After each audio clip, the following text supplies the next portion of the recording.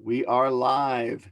Good morning, everybody here in the United States. It's welcome to another episode of Coffee Chat. You'll notice that I am not Sarah Murdoch. I'm sitting in for Sarah this morning with a couple of my good colleagues in India. Chetan, you know from a couple of our other broadcasts. Good evening, Chetan. He's up in the north, Good but evening, today good evening, everyone. Good evening, good evening. we also welcome in our good friend Lalu from the south. Lalu is from Mamalapuram. Easy for me to Good, say. Actually, good I think I got evening, it right. hi. Welcome, Lalu. Welcome. He's from Mamalapuram in Tamil Nadu, which is the one of the two southernmost provinces or states of India. And as we are doing Southern India on Where in the World this week, we wanted to bring you someone from the South. You know, we had Chetan on Monday. We talked about the South in general, but we're going to hear more and more specifics from Tamil Nadu with Lalu this morning. My background today is not Tamil Nadu. It's from Kerala. We talked a little bit about the backwaters on Monday. We'll talk more about that later today too when we have Nina Sefusati on at 10 a.m. Seattle time. Okay, enough housekeeping. Lalu, we're going to start with you. And why Yes, don't you tell us a little bit about yourself, a little bit about your background? How did you get involved in tourism? Yeah, tell us about that. actually, Mahabalipuram. When I was childhood, this is my own town, and this is my third generation we live in this place. And every time I just going school, and I can see a lot of foreign tourists in this town. It makes more interested, and also people taking us to explain our city. They are very interested to learn, and that makes me a very interesting. Wow! And then I was very interested to learn on my place, what is in my place. And then I was happy for a guest to explain about my town and to know see how many good things we have. It we are before generation give us that. So that's what makes me very interested to explain the tourists. So this is the way I love this job, and that's make very impressed. And more than that, every time I'm meeting new peoples, so I'm learning them. So the job I didn't get boring. So it's taking me a long and long. Excellent.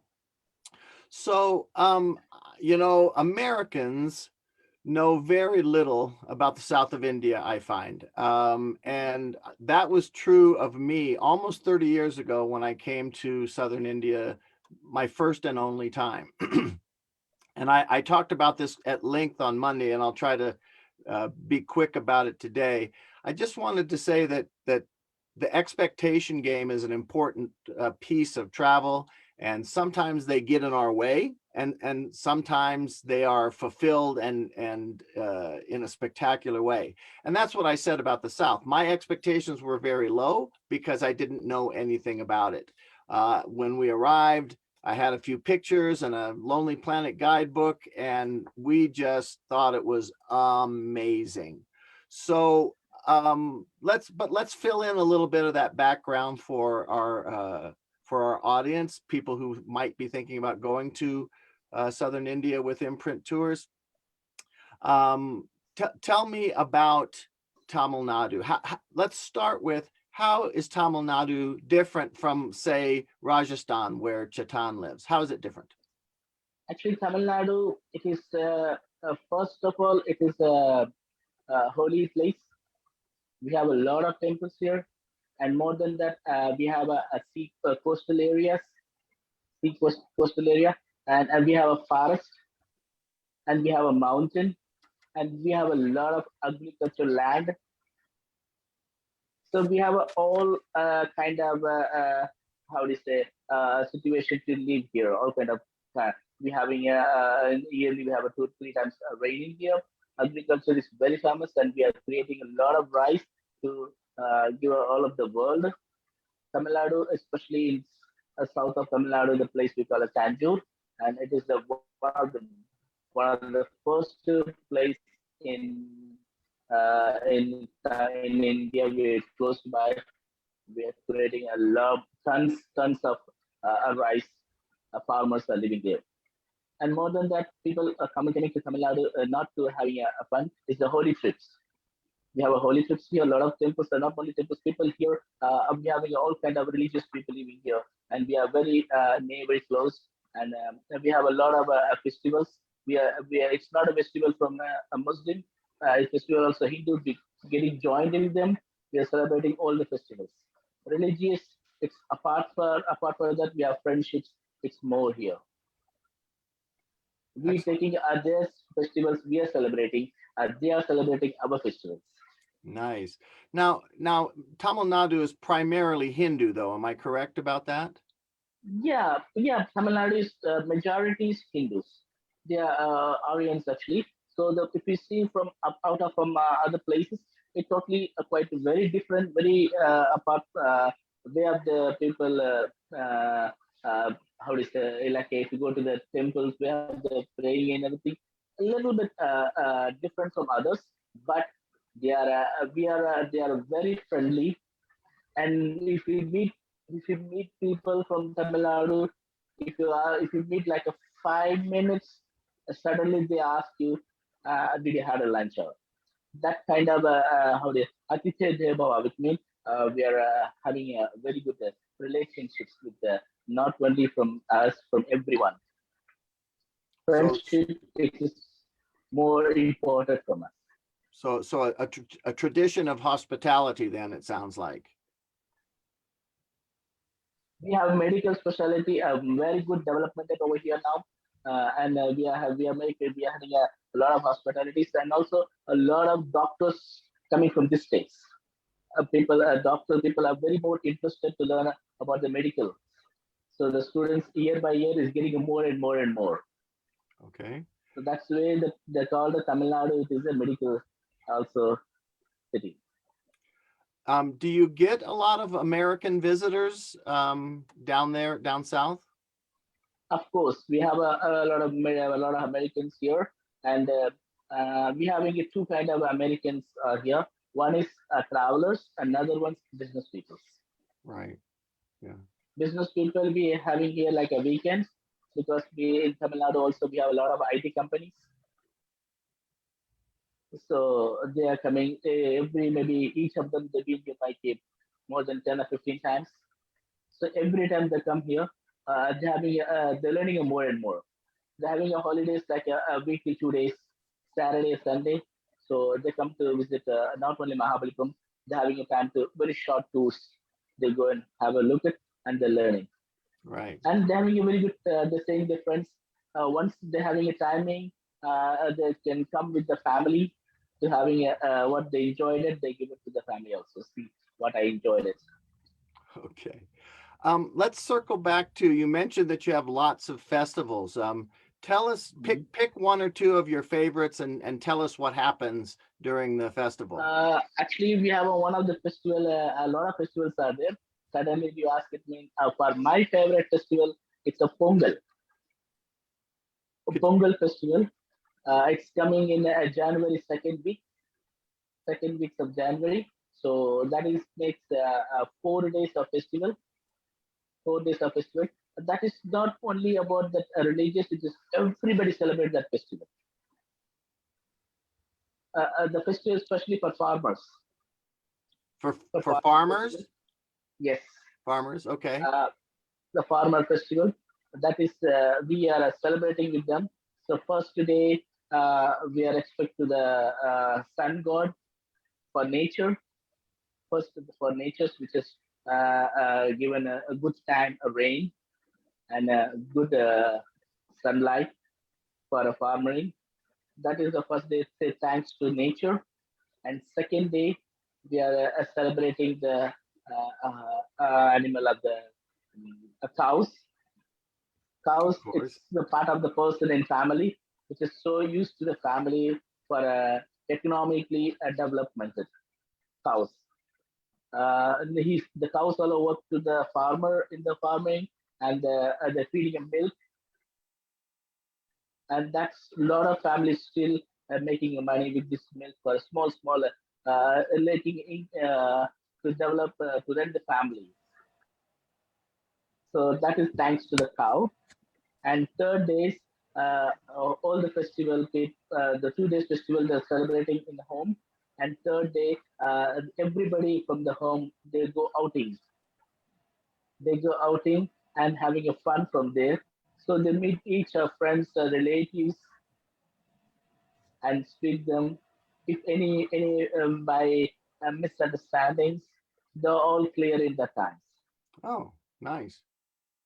That And make clear. They're then having a chatting of funds and they apologize, which is they do unfortunately mistakes both sides mean they give apologize and they having this festival they used to be very good for them because their relatives some people they don't speak like for a 6 or 7 months there is no reason for some reasons but this festival may compromise to them. so how, if I were a visitor at the time of this festival, what would I see? What would be the outward appearance That's of the festival? that is very beautiful, and there is every village side the festival decorating colorful, and it is if you go every small villages, they welcome you, and they also joined in with you their festivals. Nice. They invite you, and they are very happy because this festival mostly for a guest. Hospital. Just I took in this festival every time. I have a bullock cart around. We are doing the bullock cart round. We're taking a guest to the village side and we showing them how the festival is celebrating and having music. Music mean not a Western, traditional music.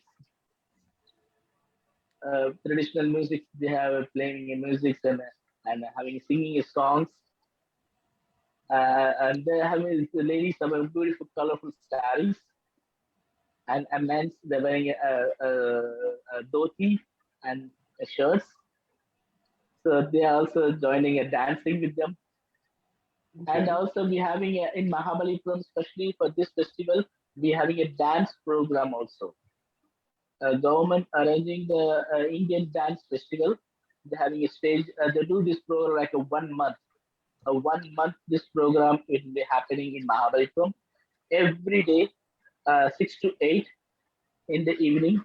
They're having a stage and open a landscaping land area landscaping. If you want, you can sit from the chair, or if you want, you can sit from the garden. You can sit and you can enjoy that. And they're having a program, a Bharatanatyam and a Kuchipudi, and not only South Indian dance.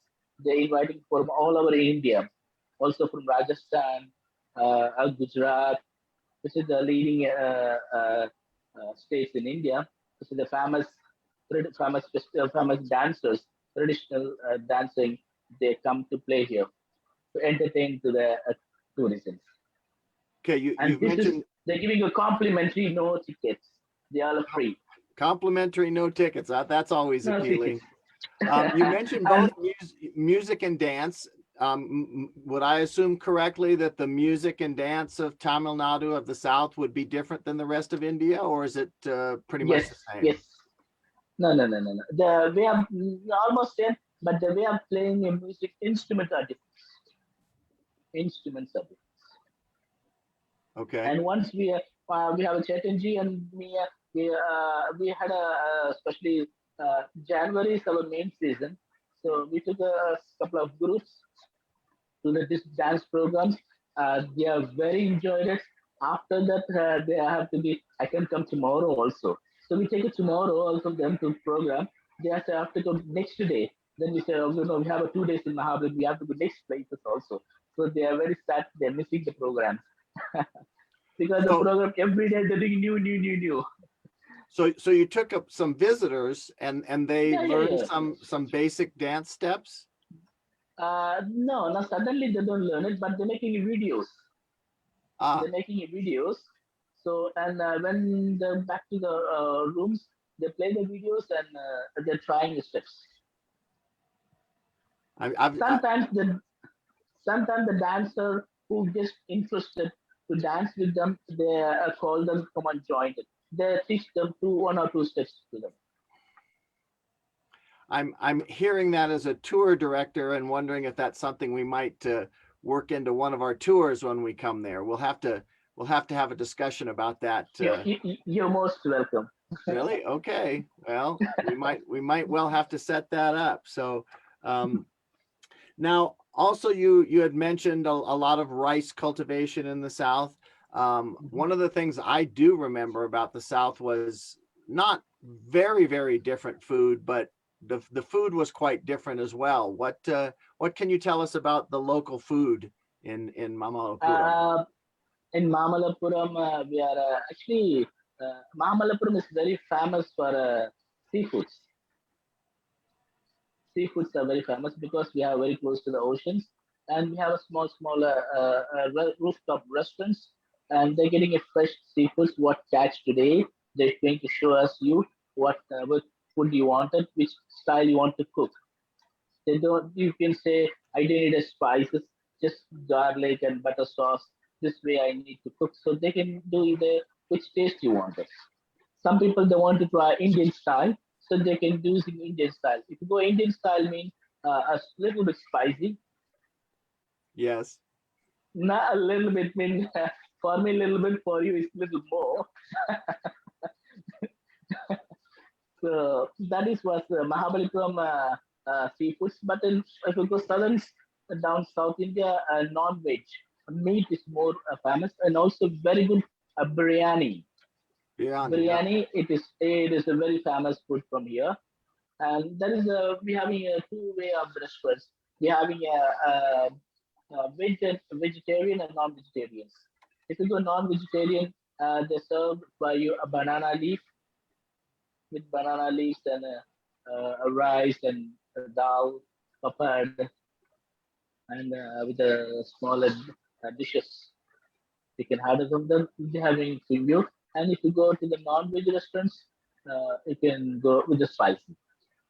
Normally, every restaurant out of Mahabalipuram, if you go to the South India, every restaurant, if you go non-veg, it will be spicy. Because here they ask you how way of cooking, but other side we are normally eating is spicy. Without spicy means the restaurants nobody go there. Yeah, it's important for Americans to know that they don't have to have spicy Indian food. So that's good to hear. And also, I think Americans are used to Indian restaurants in America are primarily what I would call Northern Indian dishes. A lot of tandoori and Mhm. biryani, things like that. But I don't think Americans think of seafood necessarily. So that variety will be fun.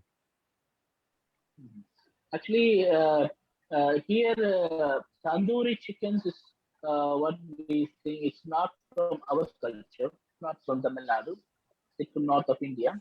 But Right. here, the way of cooking with the masala, the chicken or mutton, they go with masala. And So forgive me. I remember masala. Is that a style of spicing, basically the masala, or does that yes, mean something yes. else? No, masala it is a gravy, but they're using a spicy with it. Okay. And a dosa, is that a part of masala style cooking? A masala dosa? No. Dosa it is our morning breakfast. It's a breakfast. So dosa is a rice powder. So that is makes us with dosa. That's a morning breakfast. So we do idli, Right. dosa. They are same, but dosa is good there at least. But the the way rice powder they are same. They grind it, so that's the both are same. But that's the breakfast. We're not using a masala for that. That is Okay. not a spicy morning breakfast. Not spicy. Okay. And am I remembering correctly? A dosa is all, you could almost describe it as a crispy pancake. Am I remembering That's right. correctly? That's Okay. right. That's right. But that sweet pancakes that makes sweets, but this is not a sweet. Right, right. More savory than sweet. Yeah. Yes, but this is one of the healthy food Oh, to Chetan is eat. showing us a picture here. Oh yeah, sure. It's rolled up there into a little Yes, yes, tower. yes, I got it. yes, So Chetan, that would be a breakfast that you're showing us on your phone there, That's dosa. It's a right? specialty as Lalu is sharing with us. So it's Mhm. kind of a multi-meal. You can have it at breakfast, you can have it as a major meal, but normally people will be using this as the light brunch as well. And Okay, the three small bowls that you notice, these are the combination of different spicy chutneys or ketchups, as we can call them. okay. So we'll have a combination of a coconut, grated coconut chutney. Then we have a lentils-based mixed veggie curry. Now we can always alter the spice factor in either of these varieties, right? So these are basically light meals that you can have a lot of varieties of these dosas up there. But when it comes to the main meal, lunch or dinner, one interesting difference between North India and Southern India is that the word meal in itself refers to the whole dish, which is a thali or a platter. Hmm. So as we travel across specifically Tamil Nadu, for that matter, and you come across a lot of hotels and roadside eateries, they always would be flashing boards saying meals ready. That means the lunch is ready, and lunch invariably will not be this dosa, but it would be a combination of rice, lentils, appams, and a lot of different varieties, which could be used as multiple combo ingredients within a plate, Hmm. right? So yeah, this could be used as like for us or for those people who are not from southern India. Dosas, idli is a smoke steamed bowl preparation made from rice, and vada is something like donut, which is a crispy and spicy. These are majorly the breakfast items for the local communities. For those who are not from southern India, say Tamil Nadu, Mamlapuram, people like us, we probably fancy having these as one of the main ingredients for our lunch or our dinner as well. But for them, meals or the major lunch item would be a combination of rice and different types of curries there. A major difference between northern Indian and southern Indian cuisine is that for North India, the grains like wheat, barley, maize, they are staple, right? Right. So we make a lot of chapatis and parathas and tandooris up there. But in southern India, rice is the staple food ingredient. That could be mixed with a lot of coconut-based preparations, banana-based preparations, and their own local curries. So Hmm. that's how it differs. Since Thank you we've to got help you me. involved, sorry, Lalu, something else? No, Chetan ji helped me. Well, thank you. Well, and since Chetan has chimed in here, I have a question kind of for both of you. We'll start with you, Lalu. Um, Again, my recollections of Southern India are almost 30 years old, and what I would call the hassle factor was was fairly high, and it seemed to. Do you understand what I mean by the hassle factor? People trying to sell you things or get you to come into their restaurant, or it was not that people were rude. It's that they were just not used to seeing white people, I'll say, or for sure Americans. And we were a curiosity, and people would sort of crowd around us. If we sat down at an outside table, within seconds there was a crowd of people ringed around our table just to look at us. Um, so I don't want to suggest that might be that way if we visit again this fall. Is that something that is still the case in the South? Is that something that has evolved and changed a little bit? T- t- Give me your perspective on that, Lalu. Yes, it was. You're right, but it was once upon a time. It was once upon a time, but now business peoples or street sellers or restaurant peoples, they are know how to behave the tourists. So they show what they have. If you want it, you can go ahead. If you don't want it, you just pass it. They not push you. They not push you, and they're not giving you disturb you. But if you go, I didn't say fully stop it, but some places, it's some small areas, they're happening. people come to try to sell you, make business. But this is totally, if you comparison to the before and now, mostly like a 85 and 90% people stopped at the way of beginning, showing them the display. But they are very beautiful at displaying things what they got us to attract the guests. Sure. Not same what the people who the next people who got it, they don't want to repeat it them. Their idea is different to do something different to attract the attention the guests to see them. So this they're having a very good idea to do. Okay. Well, that's actually good to hear. Chetan, what's your perspective since you travel between the North and the South?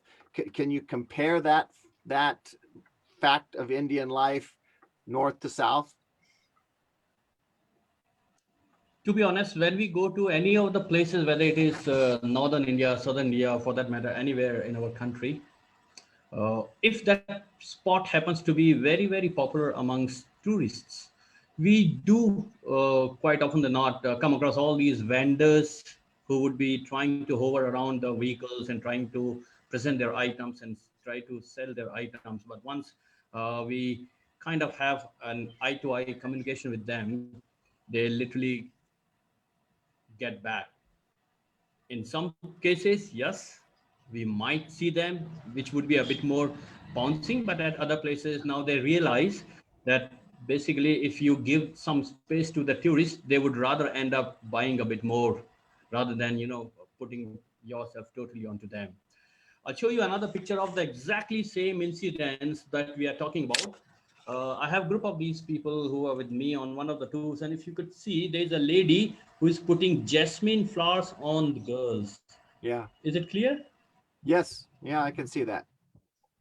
Right. So sometimes what happens is like we have people like this, and we have our own techniques of making sure that we are not offending any of these vendors.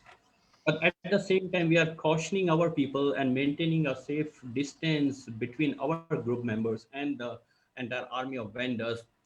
It's basically we lend them an ear, we introduce their items to our group members, and that way, once they realize that they have been listened to and they have been given their due in introducing their items to the group members, then they withdraw. So that is one of the very, very successful techniques. But yes, uh, overall, this practice is kind of dwindling. But then, for instance, when there is a big lull of tourist season, and it happens actually even with Indian tourists going to all these places, not only limited to Western tourists coming, it's pretty much common. But yes, more popular is the place, we can expect a little bit more number of such people around. So Right. it's very much contained, Lalwai said. Yeah. And I please go ahead. yeah, and also the developmenting of tourism, the Indian tourism developmentals and also Tamil Nadu tourism developmental. The early ones they're having like for calling local salespeople, business people call them to they're taking classes how to behave the tourists, how to do the business with them. If you do very decently, the tourists come more and more to your town. You're getting more business. So they try to understand them. This is the way you can have making him do over with the relative with the tourists, and also the people's they will see only but once before they see the white skin, they go random to try to sell business like oh, buy this, go this. But now they are staying them, just showing them. So we got this if you need it, and if they still in what you have next, they can show you. Otherwise, just pass them, go. Some tourists they like the approximately. Then they come when they go when they come back, they call them, come on, show me again. I can buy from you. So this is the business people learn from the tourists also, and the tourism development. They're taking very good classes for the salespeople, and they are teaching them how to begin the tourists. That's very useful for them. Yeah. Well, that's really a great relief for me to hear. I've experienced myself in the north of India how that has changed, how it has gotten better over the years from the early 90s, my first time, and then the first time I brought a group 10 years ago, and then we had a group with Chetan 4 years ago. And each time that issue had been diminished, had gotten better. So good to hear that that's also true in the South, because that is something that can be off-putting for American travelers. So another question to the both of you. We'll start with you again, Lalu. Tell me a little bit about the history of Tamil Nadu. I mean, what influences historically have influenced the culture down there that they didn't necessarily experience up in the north? Actually, Tamil Nadu, it is Aryans, Dravidians. So Tamil Nadu, this is one of the ancient place, and the kings who are here, like the Cholas, they are very famous kings who ruled Thailand, Indonesia, Sri Lanka. The kings from here, they are taking our culture to that country. That's why you can see a lot of Hindu temples in that country, and in the 10th century. So the Tamil Nadu, it is Tamil, which is the language what we speaking. This is one of the oldest language in the universal, one of them. So more than couple of not only in Tamil Nadu, if you go to Singapore, and if you go Sri Lanka, and if you go to the Malaysia, and those countries, second or third language is Tamil. So Tamil Nadu, it is the one of the traditional uh, uh, uh, states in India, and a lot of history behind that, and a lot of people, the people are, we are a lot of affected from the other kingdoms, but people are very good comeback. They showed you, and not only the fighters against the kingdoms, the lot of freedom fighters, they also participate Tamil Nadu to the British from here. So a lot of people from Tamil Nadu, a lot of biggest history. It is not time to say within 10 minutes. It took like a 15 or 20 days. Well, that'll be something we'll have to go deeper into the history when we come with the group this fall. Chetan, do you I know your perspective is kind of like me, more of an outsider looking in, and anything to add to that about the history down south? A little bit on the top of what Lalu has already added is literally in a nutshell covered a lot of that. But just for the namesake, two names of some of the best dynasties that ever existed. Chola, Cholas. Chola. These were, and when I'm talking about Cholas, I'm talking about 9th and 10th century. Those were the times when these were the most dominant dynasties, and they literally have united the entire South Indian peninsula that goes far up to the Southeast Asia, as saying, right?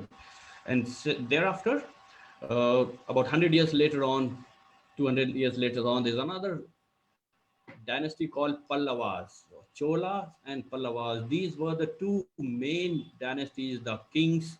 They rendered this entire South Indian peninsula, and they were also not only restricted to Tamil Nadu, but they literally, spilled over across some parts of Kerala, some parts of Karnataka, going towards the other side as well.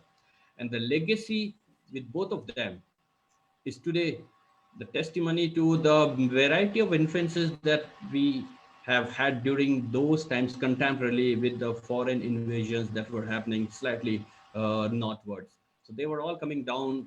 They had heard of different spices, trade concepts. So they were all coming down southwards, and they're establishing their own blending and trade relations up there. So there was like a mutual blending of the cultural lifestyles.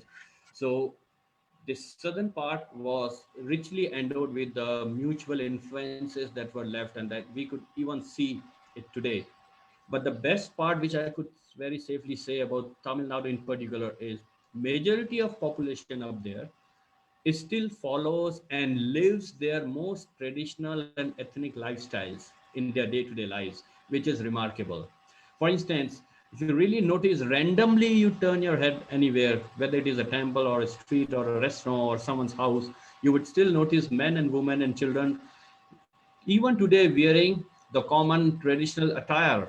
Unlike what I'm wearing right now, or what Mr. Lalu is wearing, like a t-shirt or a shirt, we would mostly notice that people would be still conforming to their old practices, and that is really, really what adds what we call as the nice experiences of people who go there.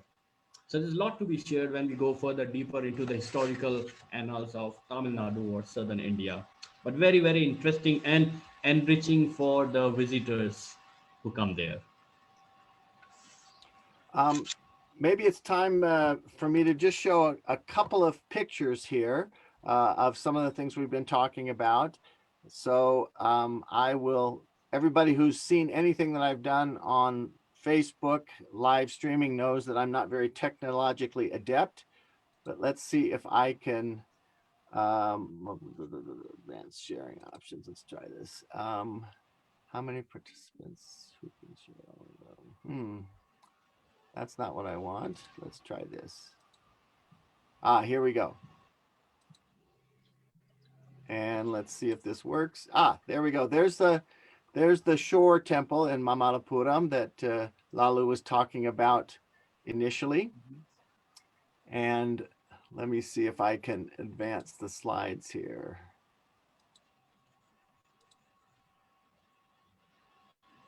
Lalu, tell us what we're looking at here. Can you see that as well?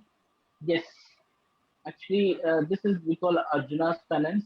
One of my favorite place in Mamalapuram, and this is the one of the we call a second largest bass relief in India. Sorry, in the world.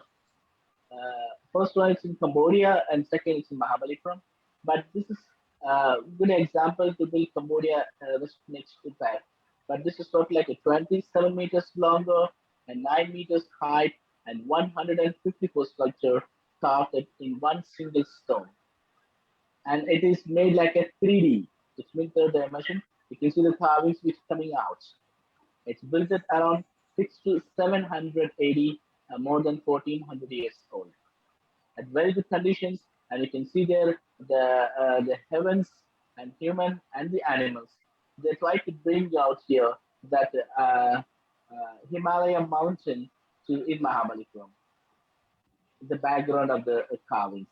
When the heavy rains come down, you can see between the two with the elephant, you can see the snakes families are there. In the heavy rain time, the water is coming center of this mountain and fill up this place with water, and that's we believe the Ganga water is coming down. Excellent. Was, so this is definitely very something, beautiful place. Yeah. I'm going to go back to the shore temple. Just give us 30 seconds about the shore temple. When was it built and why is it important? Shore temple is built at around 780, and it is built in the last king of Pallava, Narasimhavarma Pallava. And they built the same like 7 temples over here. 6 of them they washed away by the sea, and one is left here. 1400 years old the sculptures. It is not a one stone. It is built with the structural monuments standing to the close to the Bay of Bengal. 1400 years, like facing to a lot of earthquakes, cyclone, a tsunami also, but still good conditions. And one of the things that I found to be most enjoyable about the shore temples is where they are, right? It's right there on the beach. It's close to the beach, close background against the beach. Yes, it's right, very close to the sea.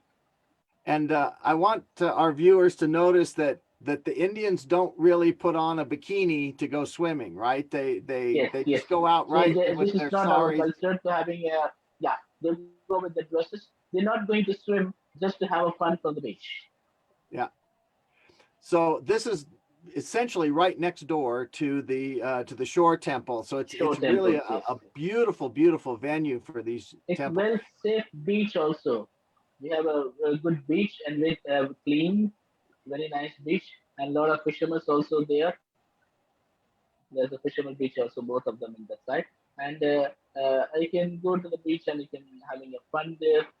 They're coming with the family and by college friends, all having a fun on the beach. They're not going to swim. just having a fun on the beach. Right. Just doing walk on the beach and the sea water. And for anybody who's thinking they might want to join us on the tour this fall, it's going to be in November, and Mamallapuram is the first stop of the tour, just logistically speaking. I think that's all I have of Mamallapuram, but I'm going to try to advance to. Oh, look at there! I wonder where I got that photograph. That's Chetan showed us this one on his phone, and he had sent it to me as well. I'm not going to comment on these other things, but I think I've got a picture of a Dravidian temple here somewhere. Did I come to the end? No. These are all on the tour. This is Mysore, by the way. Mysore, yes. Ah, here we go. Here's one of the Dravidian temples, and I wanted to show this because this is the kind of temple architecture that we will see all over Tamil Nadu. And am I right that this was the Chola dynasty typically that built these sort of temples? Yes. Am I correct? Yes. Yeah. It's a place we call a Tanjore. This one's in Tanjore, yeah. The capital of Cholas. Do either of you want to say just a couple of words about the Gopuram here? Yes, it's Gopuram. It is more than like a 60 tons of weight. It's really amazing how the Gopurams took it that high to fix there. This is still questions how, because now we have a lot of technique. It's very difficult, and more than that, close to this area, more than 30 kilometers, there is no any mountains. Where the rocks come from to build this temple. And this is one of the best architectures you never see any other places. It's and also the group when we say what we did, this temple is shaded, it's not come down. Shade is not, you can see at the down. It's one of the best temple. It's a Shiva temple.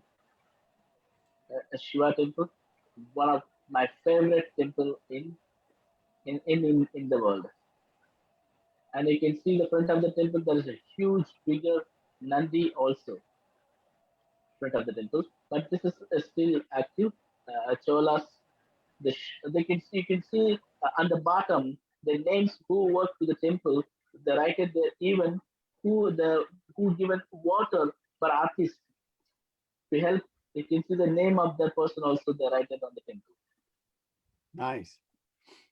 And for our viewers, Nandi is a sacred bull, and I believe it is the Shiva. Shiva, thank you. Shiva, does Shiva ride on the back of the Nandi? Is that how it works? Yes. Yeah. Okay. It's the vehicle of Lord Shiva. Thank you. Okay, I'm going to stop the sharing up, and we're back to the three of us here. I think we're pretty much at the end, unless either one of you have other thoughts that you would like to share with our viewers this morning before we sign off. Yeah, and shall I say thank you? Or? Yes, that would be fine. And thank you so much. And I come to Tamil Nadu, southern India, and what we've seen is just like a smaller one, and we have a lot of things to see here, and it is one of the best place. You can have a learn more and more here. Once if you come again and again here also. So thank you so much for everyone. My Tamil Nadu it is also very safe for a tourist. It's a very safe place, and we are really aggressive waiting for the tourists. And Excellent. thank you so much to give this opportunity to me. And we will see at the 2nd of April live telecast of Mahabalipuram. Excellent. And we thank you as well, Lalu, for taking time out of your evening to share with us, give us a little taste of your part of the world. And a special thanks to Chetanji, because this is my first experience. I'm just doing this video call, and he was really motivating me. You can do it. But still last night also I was talking, Chetanji, it is work or not? And he said, no, you can do it. And he was very confident of me more than what I have confidence. So he said, you can do it. So I think so. I done it, but I might show. Maybe I can get a feedback to him later on. Well said. Well said. Of course, Chetan is ever so helpful for all of us. So, Chetan, Yeah. I'll let you have the last word here before we sign off. Thank you, everyone. And thanks, Lalu. That was really, really great. Thank Especially you. as you said, it was your first time, but it's just you have set the ball rolling for the curiosity. And I'd like to add just one liner. What we have talked about, what we have seen today is just tip of an iceberg waiting to be explored with an unparalleled experience of the exclamatory marks that you might want to add to your experience. So join the tour Thank you. and more, of course, on South India coming during the time as Reed is already sharing with you. Thank you again for having this opportunity for talking. Thanks, Reed. And I hope everyone has really, really enjoyed what we have talked and shown with them. Everyone is welcome to India. Thank you so much. Thank you both. Just to sign off here, a reminder that I'll have Nina Sefisati coming up in just a couple of hours at 10 o'clock Seattle time to talk about the Kerala backwaters, the image that's behind me here. And then we'll have Lalu back on Wednesday evening, tomorrow evening, our time, which is about 6 o'clock Seattle time, I think, which is the following morning for him, and he'll be giving us that little virtual tour of Mamallapuram, some of those images we saw. We'll get to see that live with him there. And just housekeeping wise, I've been unable to monitor any sort of questions or comments that came in, but as soon as we end the broadcast here, I will go and respond to anything that's come in from our viewers, and we appreciate that as always. So thanks everybody for getting up early on the West Coast and tuning in with us, and everybody else, we hope you have a great day. Keep on traveling and travel with intent. Goodbye, everybody. Bye, Lalu. Bye, Bye. Chetanji. Bye. Bye. Bye. Bye. Thank you. Thank you. Bye.